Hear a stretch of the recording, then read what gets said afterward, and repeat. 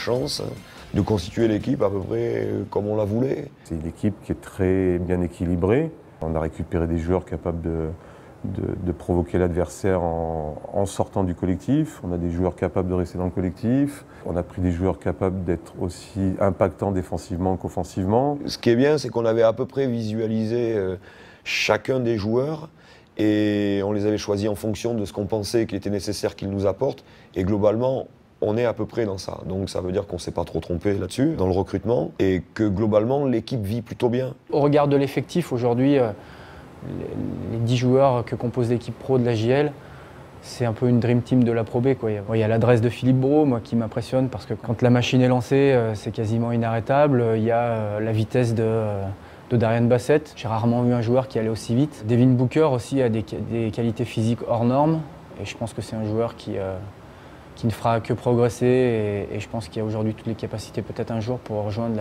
la Grande Ligue aux États-Unis. J'aime l'état d'esprit de Jérôme Sanchez, j'aime l'état d'esprit de Kevin Corr parce que c'est un guerrier, c'est quelqu'un sans qui, à mon avis, une équipe ne peut pas justement traverser les moments difficiles qu'elle a traversés. Le côté cool, relax de Guillaume Yango et puis ce recul qu'il a sur les choses avec cette expérience. J'aime la jeunesse de Xavier Gailloux, il est un peu insouciant et puis il a aussi toutes les qualités pour devenir un meneur moderne.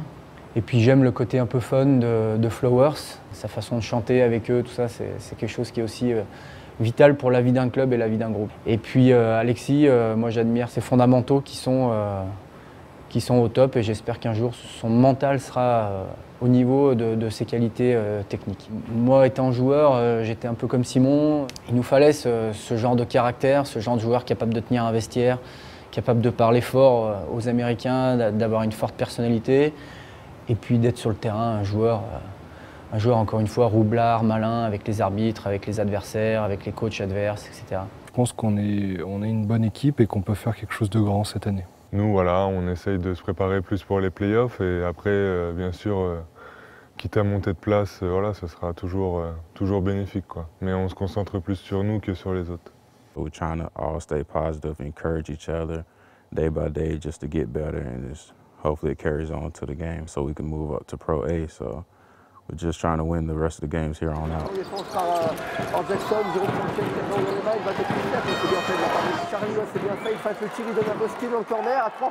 Fred Sarr, c'est un coach exigeant. D'abord quelqu'un, je pense, qui aime vraiment le basket. Je pense que c'est sa vie, c'est sa passion.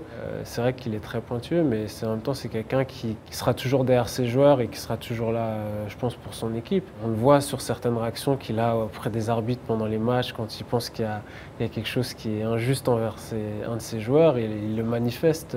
Après, il faut s'habituer à bosser avec lui. Après, chaque coach est différent, c'est normal. C'est une bonne expérience, c'est enrichissant. Et puis moi, comme je dis, il m'apprend beaucoup sur le poste de meneur, donc c'est une très bonne expérience. C'est un coach qui est très réputé, mais c'est un coach qui est très dur aussi, qui a une idée, une physionomie du basket qui est celle qu'elle est, et qui est très bonne, mais qui n'est pas évidente à mettre en place avec un groupe. Et c'est toute l'année qu'on bosse dessus, voilà, c'est jamais acquis. Donc des fois, c'est sûr que c'est un peu dur mentalement pour certains de sans arrêt travailler sur ça. Mais au-delà de ça, ça paye, parce que derrière, on développe du beau jeu, que ce soit en défense ou en attaque, et que les mecs sont contents. Mais au mois de juillet, on était tous ravis de signer et de jouer pour lui. Hein.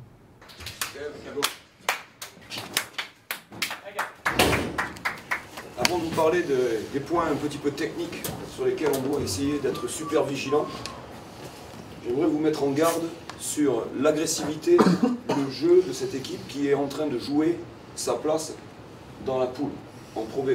Donc cette équipe, ils vont venir vous agresser, ils vont jouer tout avec beaucoup d'intensité. On edge and recover, ok? Edge and recover at the start. As soon as the guy bounce the ball, come and line on the pass. Gilet, vous me le suivez, ok? And last things, use their defense because remember, on this, for example, the help on the weak side, so point guard gives the ball quick, you understand?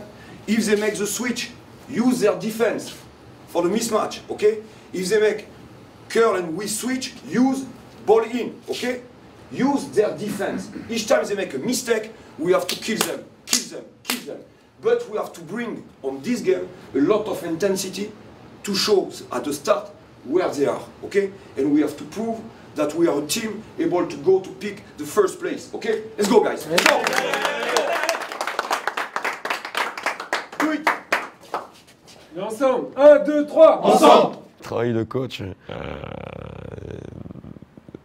d'abord c'est un travail à temps plein, mais temps plein de chez temps plein. C'est-à-dire que c'est pas des horaires dans lesquels on est coach tout le temps. Même quand on n'est pas au club, on travaille parce qu'on imagine, parce qu'on essaye de voir comment on pourrait faire pour améliorer tel et tel point, l'attaque de zone, la défense de zone, comment on peut faire pour que le garçon se sente mieux, évolue plus vite. Voilà, il y a toujours de la réflexion. Après, c'est l'organisation d'une équipe, c'est la gestion d'une équipe, c'est la gestion à la fois technique et à la fois un petit peu de managériale. Ça prend du temps, mais c'est passionnant aussi parce que c'est la matière humaine. Et c'est des hommes, donc c'est ça qui est la richesse du basket.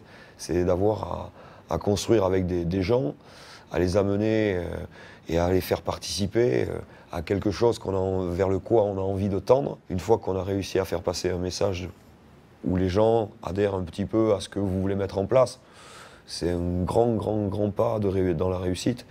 Mais ça prend du temps. Le coach, c'est de l'entraînement individuel, de l'entraînement collectif, c'est du débriefing vidéo, du montage vidéo avec son assistant. C'est essayer de raisonner en anticipation un petit peu par rapport à des matchs. C'est essayer de projeter comment on va faire dans 3 semaines, si on est là, enfin voilà. Donc c'est une prise de tête, quoi. Mais c'est sympa.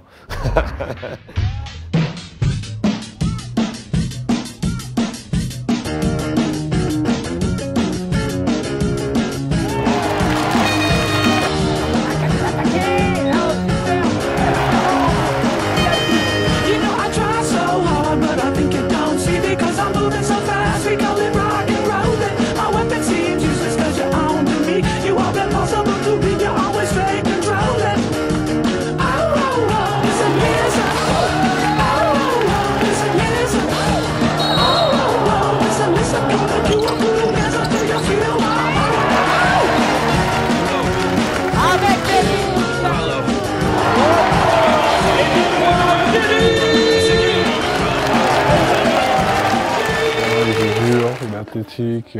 J'aime bien Devin. Et puis à l'entraînement, je l'aide un peu parce que je suis un peu plus expérimenté, on va dire. Et lui, il est un peu plus jeune, donc il a plus d'énergie. Dès que je prends son relais sur le terrain, en fait, je pense qu'on est complémentaires parce que lui, il est plus basé sur l'attaque, il saute de partout et tout ça. Et moi, quand je rentre, c'est pour la défense. Donc on s'entraide un petit peu. Et puis voilà, comme il est américain et que j'habite là-bas, on échange beaucoup aussi. I like Alexi Tongue. I like his game. Alexi is a young player, but he has a lot of talent. I think Alexi has a great career ahead of him if he focuses on his career in basketball and he takes it serious, just like he's been doing. He's the perfect fit for the NBA. You know, he's a young player. He's 6'9". He can shoot. He's very hard to guard. He's athletic. You know, like Alexi Tongue. Yeah. Nous nous dirigeons en direction de Saint-Vallier. Nous allons faire ce soir un match très important, un match qui devrait normalement, si tout se passe bien ce soir, peut-être nous apporter une deuxième place au classement. On est un groupe de supporters très important, un quart de 57 complet, avec beaucoup de gens très sympathiques et je pense qu'on va passer une très bonne soirée.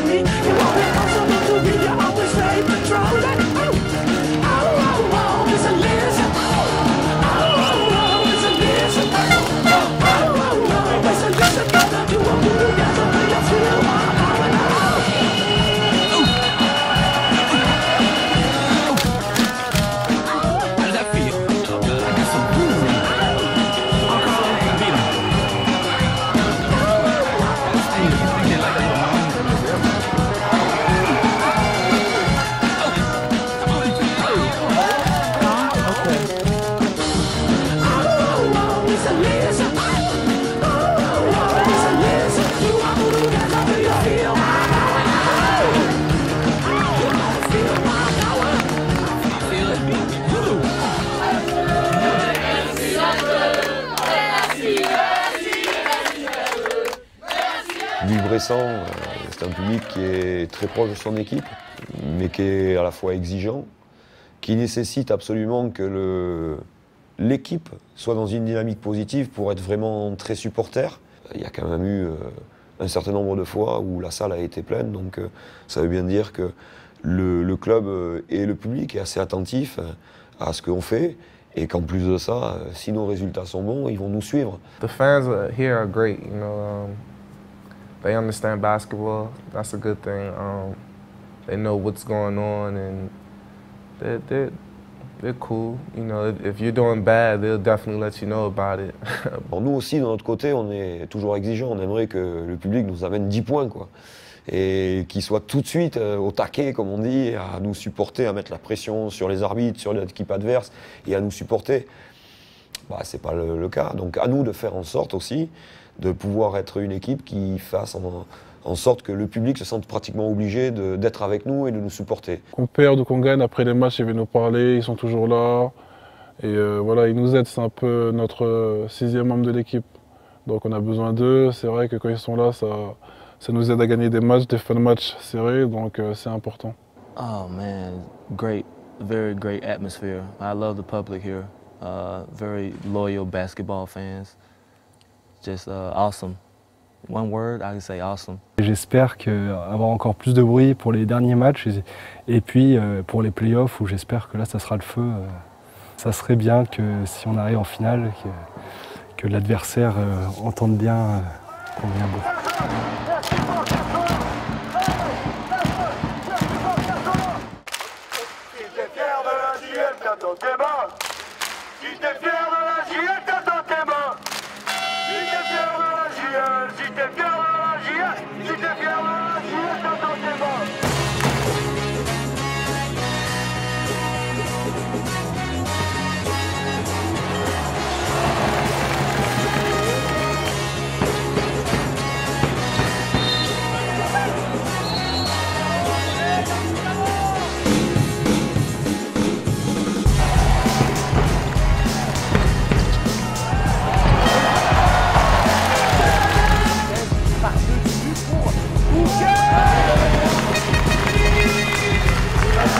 Ça va très vite avec Kevin Corr. Kevin Corr qui va finir le boulot.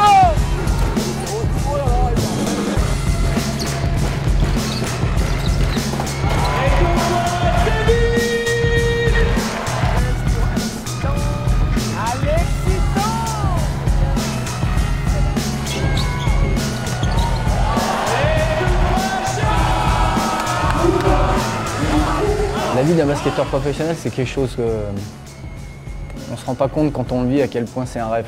C'est tout simplement une vraie chance de se lever pour aller s'entraîner, pour aller pratiquer un sport qu'on adore, pour aller transpirer.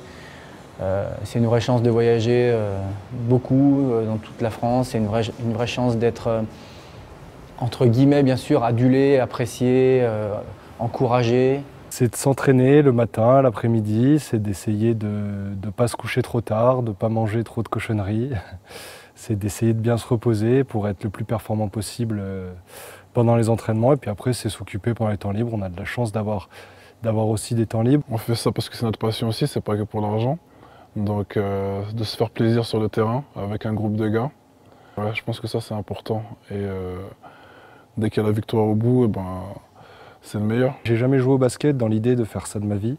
J'ai joué au basket pour me faire plaisir et pour m'amuser. C'était plus vraiment une passion. Ça l'est toujours, mais maintenant c'est devenu un métier. Le sport, et en tout cas le basket, et la carrière d'un joueur pro doit amener à ça, à vivre des émotions. Et comme les joueurs peuvent en vivre une peut-être cette année avec une montée en Pro A qui leur laissera un titre sur une ligne de CV, c'est sûr, mais aussi et surtout des souvenirs impérissables.